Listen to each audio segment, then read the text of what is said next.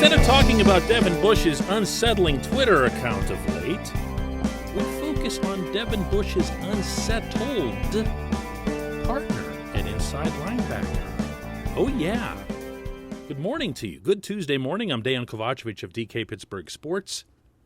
This is Daily Shot of Steelers. Comes your way bright and early every weekday. If you're into hockey and or baseball, I also offer up daily shots of Penguins and Pirates right where you found this. I am not of the mindset that we know who will start next to Devin Bush at inside linebacker. I know it seems to feel like a foregone conclusion that it'll be Robert Spillane. I don't believe that. I'm not saying Spillane won't. I'm saying that I don't believe that it's a foregone conclusion. You can have depth charts, April and May and even June depth charts, and you can stick them right where Mike Tomlin often suggests to us reporters that we stick them, because they don't really amount to anything. Once training camp gets going, once health is measured, and once performance is measured, I believe you're going to see Vinny put up the battle of a lifetime to be on that football field. He's not going to make a stink about it. That's not him. But let's start first with the football component, because that's obviously the one that's going to matter the most. I like Spillane. I'm not here to dump on him. I don't think he's any good in pass coverage, but then, Vinny's not exactly going to be running around with somebody else's slot receiver either. He can maybe track a tight end, but he's, I believe, no better or worse than that at Spillane. So let's erase that. Let's just call that one a wash. Let's put them at the line of scrimmage. Let's put them within the context of run stopping at the line of scrimmage. Vinny's very good at it. I wouldn't call him great. We have seen occasions where he's been exposed, but for the most part, when it comes to run stopping, the other team's running back isn't making it back to Vinny. The main cog when it comes to stopping the run, as the Steelers learned painfully last year, is Tyson Alualu, because when he was out, my goodness, were they getting gashed. But Vinny helps. Where does Vinny rate alongside Spillane when it comes to stopping the run? Well, we can all look back to that one mega heroic goal line stop on Derrick Henry in Nashville that could be heard probably across the country. I was in the press box, and I can tell you I heard it through enclosed glass. And I know that made him the subject of a lot of legend-level admiration inside the locker room, not just from players but from the coaching staff. But it's one play. It was a great play, so was his pick six. But it's sample-sized down to proportion. I would take Vinny when it comes to stopping the run. So our score, if you're keeping track, is 1-0-1 in Vinny's favor. The next one, to me, goes decisively to number 98, and that's getting to the quarterback. You don't have to do much digging to find out that Vinny's been one of the most effective inside linebackers in the NFL, never mind in a 3-4 setting, to get to the quarterback. He's run up significant sack totals, and he's done so consistently. That makes him a viable alternative threat that helps to minimize the damage wrought by Bud Dupree's absence. Because you can't just go and double up TJ and call it a day. You can't just say, well, we're not worried about this Alex Highsmith. We're just going to go over there and take care of Watt. When the Steelers have legitimate threats to the quarterback coming from multiple different positions, notably the middle. And that's not even mentioning Stephon Tuitt, Cam Hayward, and Alualu in terms of getting to the backfield. All are capable in this regard. Vinny's actually more capable in that regard than Bush is. And what I fear is if Vinny's not on the field, and we've not seen that trait in any sort of numbers from Spillane, you'll lose that altogether. Oh, Vinny's got one other thing going for him, which I'll share right after this very brief message from our title sponsor. At Point Park University in the heart of downtown Pittsburgh, they understand there's no substitute for real-world experience and career-building connections. Their innovative curriculum engages students with distinctive experiential learning opportunities. Point Park's pioneering co-op program empowers qualified students to work in full-time, paid positions with their corporate partners while earning college credits. Visit pointpark.edu/works to learn more. Career ready. That's the point. Point Park University. You know what Vinny's got that Spillane doesn't, and what maybe no one else on this roster this season will or could have? Vinny's in a very, very foul mood. And I, for one, am here for it. I'm going to acknowledge at this stage a bias.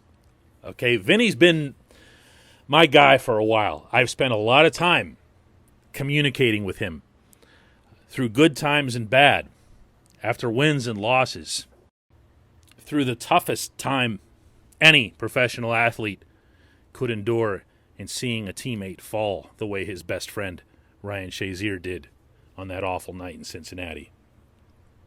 I feel like I've gotten to know Vinny as well as anybody on that roster over the past decade. Understand here, please, that Vinny was supposed to be paid $4 million to play football this coming season. And then understand that the Steelers said, no, we can't do that. Then he went into free agency and very, very quietly went through free agency, and then the next thing you knew, only a reasonably short time later, he was signed again by the Steelers. He came home for $1 million, 1/4 of his pay. He came back to Pittsburgh for 1/4 of his pay. When we met with Mike Tomlin and Kevin Colbert shortly before the NFL draft, this was the first face-to-face press conference we'd had in the pandemic era with anyone associated with the Steelers. So when Tomlin spoke about Vinny, and did so, I should add, unsolicited, like nobody brought up the subject of Vinny and his contract or anything like that, because normally you're not going to get a response from either of them to something like that. Tomlin seized the moment to say, in the most Tomlin-esque, authoritative style, Vince Williams is a Pittsburgh Steeler.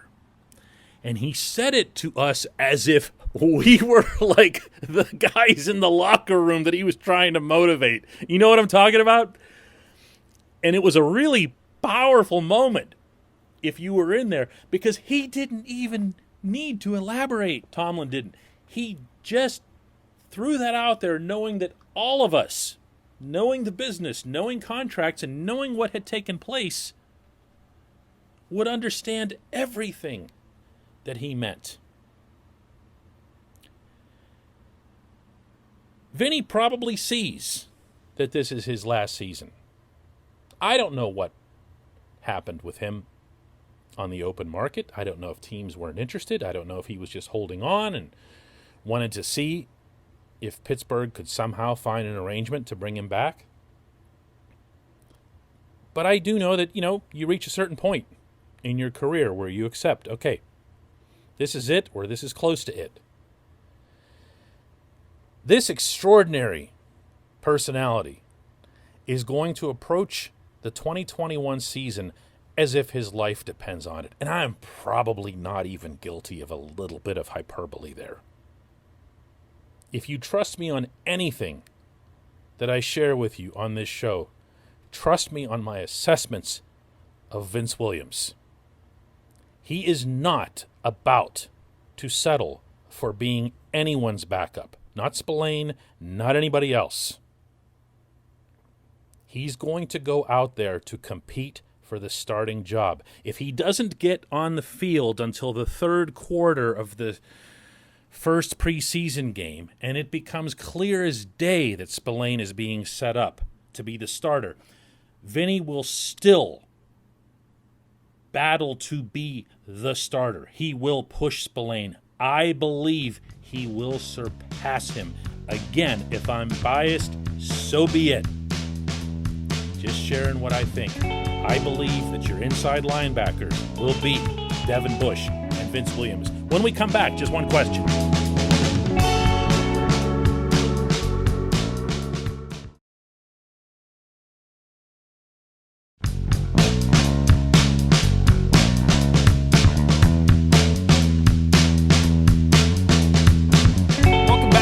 Just one question, and that's brought to you always on this program by the personal injury law firm of Luxembourg, Garbett, Kelly, and George. That's LGKG. They represent people who are hurt in car accidents, who filed for workers' comp, who need assistance with medical malpractice claims.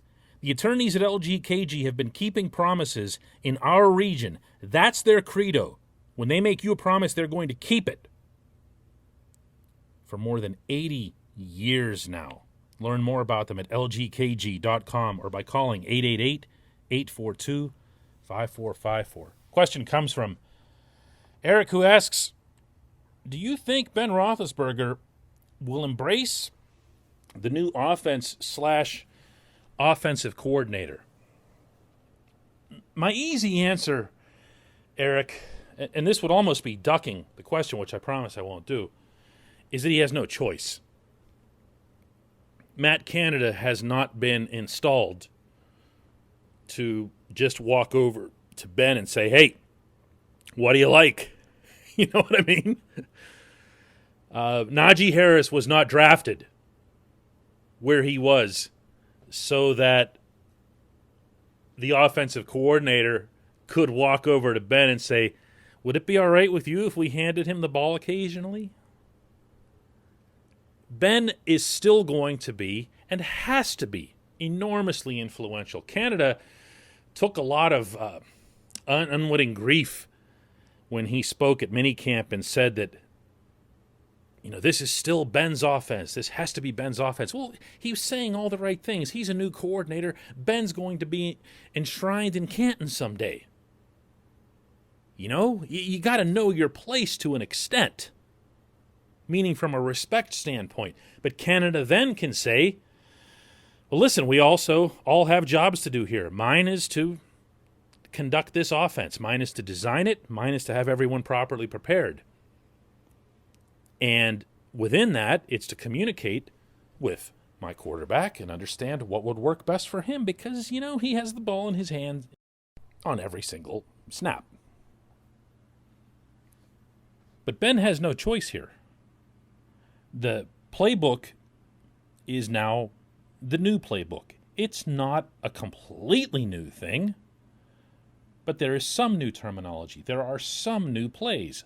I'm not permitted to describe what I witnessed specifically at rookie minicamp, OTAs, or minicamp itself, but I can tell you that they're going to execute these new plays. They're not a figment of someone's imagination. They're not something that Canada is hoping to run. You're going to see them, and you will never have seen these plays before. And I can tell you from a couple of these plays that I watched, I've never seen them anywhere before. Quarterback has to be part of it. Will he go along with it? He's going to have his ups and downs, Eric. He's going to have his moods. He's going to have his times where he says, listen, man, the running game just isn't working here. Can I just put this up? I'm really feeling it. Like me and Deontay are totally on a wavelength here, and I just need to get the ball downfield. Well, that's if you're a good coordinator. You'll assess the situation in the same moment, and you'll say, yeah, Ben, that's a great idea and go for it. But on the inside, you're actually thinking to yourself, that's what I wanted to do anyway, but I'm going to let him feel like he's running it. Yes, I do think Ben's going to go along with it. Yes, I also think there's going to be the occasional problem, particularly if things don't go well. Ben is a prideful individual, and Ben has also not ever been exactly shy about making it clear when he doesn't feel the playbook is going the way he wants it to. So there's going to be road bumps in this. There's going to be episodes of this show that are dedicated entirely to Roethlisberger versus Canada. Who will win? But ultimately, the quarterbacks got no choice. I appreciate the question, Eric. I appreciate everybody listening to Daily Shot of Steelers. We'll do another one of these tomorrow. Hey, everybody, thanks for listening. Please subscribe to our DK Pittsburgh Sports channel, and don't forget to hit the bell to get notified every time we post a new video or podcast.